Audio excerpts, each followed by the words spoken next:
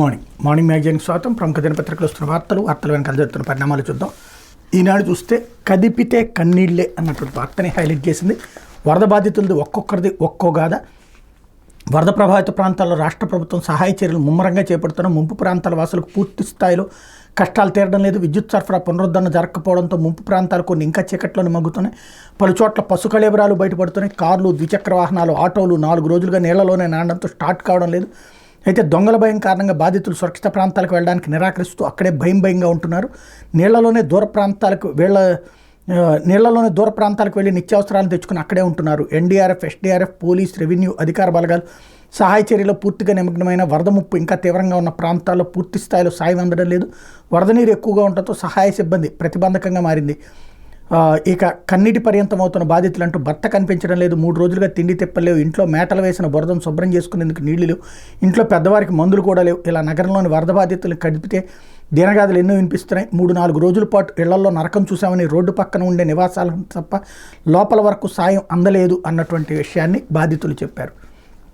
ఇదే మొక్క మనం గత 4 రోజుల నుండి చెప్పుకొస్తున్నది అదే.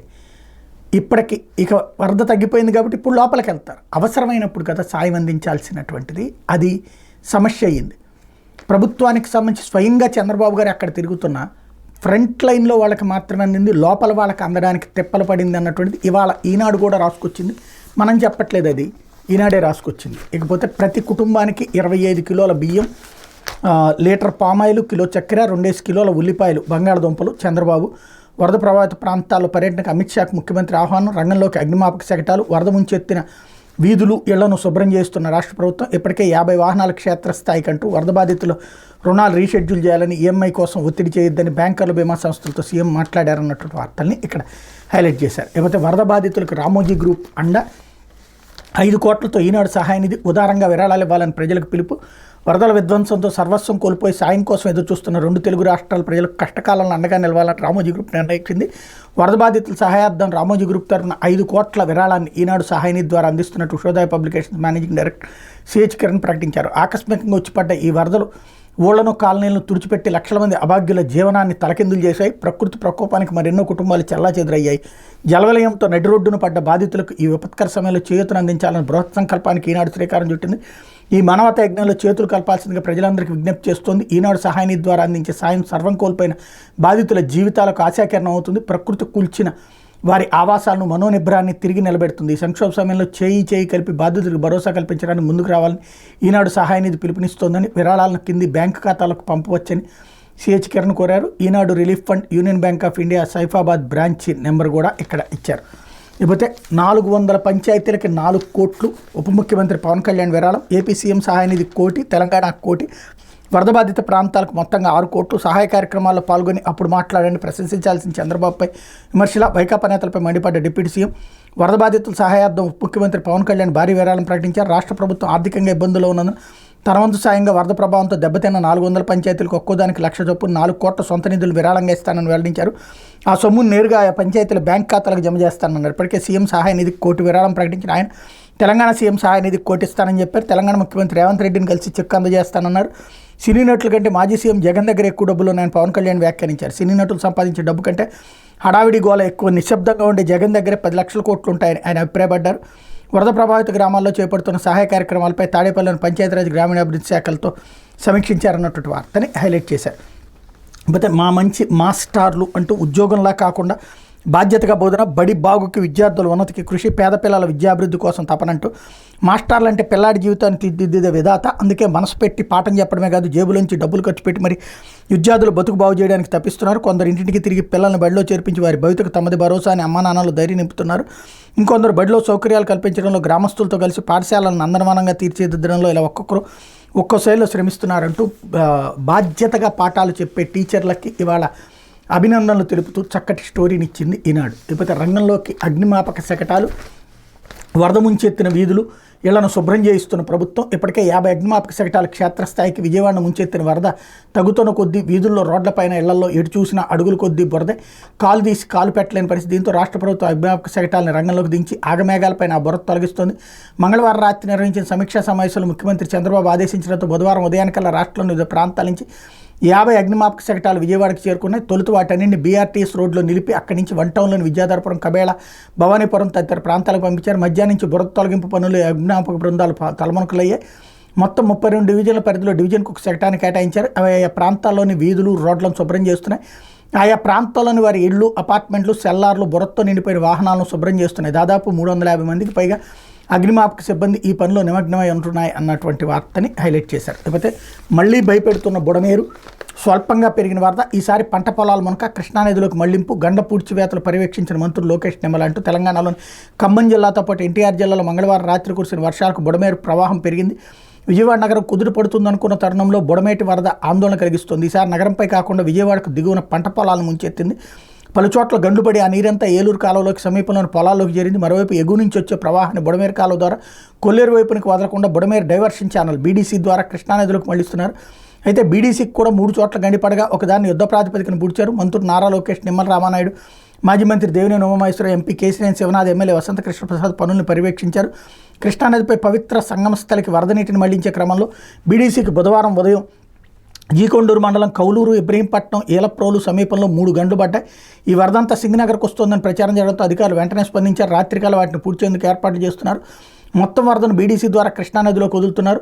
బుడమేరు డ్రైన్కి చొక్క నీరు కూడా రాకుండా చర్యలు తీసుకున్నారు. మంగళవారం వెలగలేరు రెగ్యులేటర్ వద్ద కేవలం 600 క్యూసెక్లు వరద ఉండగా బుధవారం ఉదయానికి 4500కి పెరిగింది. సాయంత్రానికి 6000కి చేరుకున్న డిఈ నాయక్ ఈనాడుతో చెప్పారు. మంగళవారం సాయంత్రం నీటి మట్టం పూర్తిగా తగ్గిపోవడంతో 11 గేట్లు దించిన సంగతి తెలిసిందే. బుధవారం సాయంత్రం 5.8 అడుగులు నీటి మట్టం కొనసాగుతోంది. నీటి మట్టం 11 అడుగులకి పెరిగితే గేట్లు ఎత్తాల్సి వస్తుంది. అప్పుడు విజయవాడకి ముప్పు తప్పదు. అలాగే సింగనగర్ పరిసరాలు 4వ రోజు వరద ముంపులోనే ఉన్నాయి. విద్యుత్ సరఫరా పునరుద్ధరణకు వీల్లేకపోవడంతో ఇబ్బందులు తప్పలేదు. స్థానికులు ఇళ్లు ఖాళీ చేసి బయట ప్రాంతాలకు వెళ్లారు. బుడమేరు పొంగిందని, భారీగా వరద వస్తుందంటూ కొందరు పాత వీడియోలను సామాజిక మాధ్యమాలు వైరల్ చేస్తూ ఆందోళన రేపుతున్నారు. నగరంలోని Payakapuram, YSR colony, New Rajarajeswarapeta, Vambay colony, Vijayawada గ్రామీణంలోని కౌలూరు, పైడూరుపాడు, నైనవరం, జక్కంపూడి కాలనీ తదితర ప్రాంతాలు వరద ముంపులోనే ఉన్నాయి. వెలగలేరు, కొత్తూరు, తాడేపల్లి, నున్నా గ్రామాలు జలదిగ్బంధంలో ఉన్నాయి. కాలనీల్లో లోపల వైపుకి ఇళ్లకు సాయం అందడం లేదన్న ఫిర్యాదుల నేపథ్యంలో అధికారులు ట్రాక్టర్లను లోపల వరకు తీసుకెళ్లి అత్యవసరాలు అందజేశారు. అయితే బుడమేరు వరద మధురానగర్, నిడమానూరు ప్రాంతాల్లో ఏలూరు కాలువలోకి వచ్చి చేరుతోంది. ఈ ఉధృతికి ఏలూరు కాలువ గన్నవరం మండలం కేసరపల్లి వద్ద గడిపడింది. మరోపక్క ఎనికేపాడు, రామవరపాడు, ప్రసాదంపాడు, గూడవల్లిలో కాలనీలు మునిగినట్టు తెల్లవారుజామున కొందరు సామాజిక మాధ్యమాలు ప్రచారం చేశారు. జిల్లా ఎస్పీ గంగాధర్ ఏలూరు రహదారిపైకి వచ్చి ఆ ప్రాంతాలను పరిశీలించారు. వాహనాలను నిలిపివేయించారు. చివరికి తప్పుడు ప్రచారం అని గుర్తించి ఊపిరి పీల్చుకున్నారు. గూడవల్లి వద్ద పడిన గండి వల్ల జక్కుల నెక్కలం పరిసర గ్రామాలు జలదిగ్బంధంలోనే. బాపులపాడు మండలంలో రంగనగూడెం నీట మునిగింది. దాదాపు 75,000 ఎకరాల్లో వరి పైరుకు బుడమేరు, ఏలూరు కాలువలు గండ్లు ముంచేశాయి. కృష్ణా జిల్లా నందివాడ మండలం వంతెరపై నుంచి వరద పారింది. నందివాడ, ఏలూరు జిల్లా మండవల్లి మండలాల్లో చేపల చెరువులు, రొయ్యల చెరువుల్లో నీరు చేరింది. కొల్లేరు వద్ద బుడమేరు వాస్తవ వెడల్పు 180 మీటర్లు కాగా ఆక్రమణల వల్ల 60 నుంచి 80 మీటర్లు మాత్రమే ఉంది. దీంతో బుడమేరులో వరద వెనక్కి కమ్ముతోంది. మరోసారి అల్పపీడన ప్రభావం ఉంటుందని, భారీ వర్షాలు కురవచ్చన్న హెచ్చరికలతో ఎన్టీఆర్ జిల్లాలో రెడ్ అలర్ట్ ప్రకటించారన్నటువంటి వార్తని హైలైట్ చేశారు. అయితే 5 ఏళ్లుగా జగన్ జలాశయాలను గాలికి వదిలేశారు. ఏపీలోని వరదలను జాతీయ విపత్తుగా పరిగణించాలి షర్మిల. గత 5 ఏళ్లలో జగన్ జలాశయాల మరమ్మతులను గాలికి వదిలేశారని ఏపీసీసీ అధ్యక్షురాలు వైఎస్ షర్మిల ఆరోపించారు. బుధవారం విజయవాడలో ప్రకాశం బ్యారేజీపై ధ్వంసమైన కౌంటర్ వెయిట్ని సింగనగర్ ముంపు ప్రాంతాలను పరిశీలించారు. అనంతరం మీడియాతో మాట్లాడారు. వైఎస్ రాజశేఖర రెడ్డి చేపట్టిన ప్రాజెక్టులను జగన్ పట్టించుకోకపోవడంతో రాష్ట్రంలో చాలా చోట్ల గేట్లు కొట్టుకుపోయాయని షర్మిల ఆరోపించారు. వరద ఉధృతిని అంచనా వేయడంలో విఫలమైన అధికారులపై చర్యలు తీసుకోవాలని డిమాండ్ చేశారు. రాష్ట్రంలో ఇంత భారీ విపత్తు సంభవిస్తే ప్రధాని మోడీ కనీసం స్పందించలేదు. వెంటనే జాతీయ విపత్తుగా పరిగణించాలి. నష్టపోయిన ప్రతి ఇంటికి పరిహారం అందించాలని కేంద్రాన్ని కోరారు. అజిత్ సంఘీ నగర్లోని బాధితులకు ఆహార పొట్లాలు పంచారు. బుడమేరులో అక్రమ నిర్మాణాల వల్ల విజయవాడకు వరద ముప్పు వాటిల్లింది. వైఎస్ఆర్ సీఎంగా ఉన్నప్పుడు దాని కట్టలను బలోపేతం చేశారు. అవి ఆక్రమణకు గురయ్యాయి. తెలంగాణలో హైడ్రా మాదిరిగానే ఈ ఆక్రమణలు తొలగించండి అని షర్మిల అన్నారు. గత 4-5 రోజులుగా సీఎం చంద్రబాబు ముంపు ప్రాంతాల్లో పర్యటిస్తూ అధికారులను పరుగులు పెట్టిస్తూ జనాలకు భరోసా కల్పిస్తుండడం సంతోషకరమని షర్మిల అన్నారు.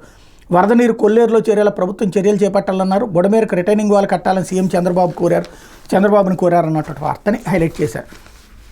అయితే సాక్షి అత్యధికం ఆకలి చావులే, 10ల సంఖ్యలో వెలుగు చూస్తున్న మృతదేహాలు. మొన్న 32, నిన్న 15, మొత్తం 47.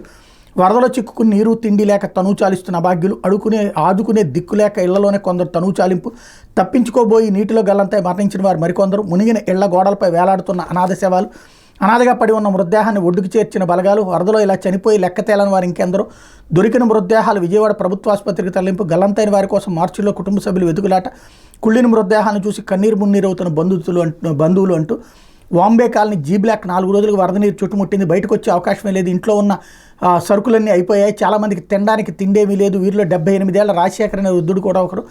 పాస్టర్గా పనిచేస్తున్న ఇతను తన భార్య కమలమ్మతో కలిసి జీవిస్తున్నాడు. వయసు పైబడిన ఇద్దరు పలు అనారోగ్య సమస్యలతో బాధపడుతున్నారు. పూటకు మందులు వేసుకుంటూ జీవనం సాగిస్తున్నారు. ఒక్క పూట ఆహారం లేకపోతే షుగర్ స్థాయి తగ్గి నిరసించేవాడు. వరద కారణంగా 2 రోజుల పాటు ఏమీ తినకుండా ఉండపోవాల్సి వచ్చింది. తాగేందుకు మంచినీళ్లు లేని దయనీయ స్థితి. ఈ నేపథ్యంలో బుధవారం ఉదయం ఉన్నటువంటి రాజశేఖర్ తుది శ్వాస విడిచారు. ప్రభుత్వం ఆహారం నీరు అందించుంటే బతికి ఉండేవారని చుట్టుపక్కల వారు ఆవేదన వ్యక్తం చేస్తున్న వరద ముంపులో చిక్కుని ఇలా ఎందరో అర్ధాంతరంగా తనువు చాలించడం అందరి హృదయాన్ని కలిచివేస్తోంది అన్నట్టు వార్తని హైలైట్ చేశారు. లేకపోతే అన్నమో రామచంద్ర అంటూ ఆకలితో అలమటిస్తున్న లక్షలాది మంది బాధితులు దాతలు ముందుకొస్తున్న పట్టెడు అన్నం కోసం పడరాని పాటలు. ప్రహసనంలో హెలికాప్టర్లు డ్రోన్ ద్వారా ఆహార పంపిణీ. కంట్రోల్ రూమ్కి ఫోన్ చేసినా స్పందించే నాదులు లేడు. ఇబ్బడి మొబ్బడిగా ఆహారం వస్తున్న సరైన రీతిలో పంపిణీ కాక రోడ్డు పాలు. గైడ్ చేసేవారు లేక దాతలకు తప్పని ఇక్కట్లు అన్నట్టు వార్తని హైలైట్ చేశారు. లేకపోతే పాలు ఇవ్వకుండా ఫోటోలు తీసుకుంటున్నారు అంటూ 2 రోజులుగా పాలు దొరకలేదు. రోడ్డు మీద వ్యాన్లో పంపిణీ చేస్తున్నారని తెలిసి వచ్చే వీళ్ళేం ప్యాకెట్లు పంచడం లేదు, ఫోటోలు తీసుకుంటున్నారు. ప్యాకెట్ ఇవ్వమంటే చీకొడుతున్నారు అంటూ లేబర్ కాలనీ దగ్గర ఒక మహిళకి సంబంధించినటువంటిది కూడా ఇక్కడ హైలైట్ చేశారు. లేకపోతే సమీక్షలంటూ సాగతీత. బాధితుల గుండె కోత. చంద్రబాబు తీరుపై అధికారుల అసహనం. ముఖ్యమంత్రి సమీక్షలో పర్యటనతోనే సమయం సరిపోతుంది. మా పని మమ్మల్ని చేసుకొనిస్తే ప్రజలకు ఎంత కష్టం వచ్చేది కాదు. గంటల కొద్ది సమీక్షలు, టెలికాన్ఫరెన్స్లు, ముంపు ప్రాంతాల ఉపయోగం లేని పర్యటనలు. ప్రోటోకాల్ ప్రకారం అధికారులంతా ఆయన వెంట క్షేత్రస్థాయిలో ఉద్యోగులకు దిశానిర్దేశం కరువు. సరైన కోఆర్డినేషన్ లేక బాధితులకు అందని సాయం. తప్పు ఆయనదైతే నెపం మాపైకి నెడతారా అంటూ అధికారులు అంటున్నారు అన్నట్టు వార్తని హైలైట్ చేశారు.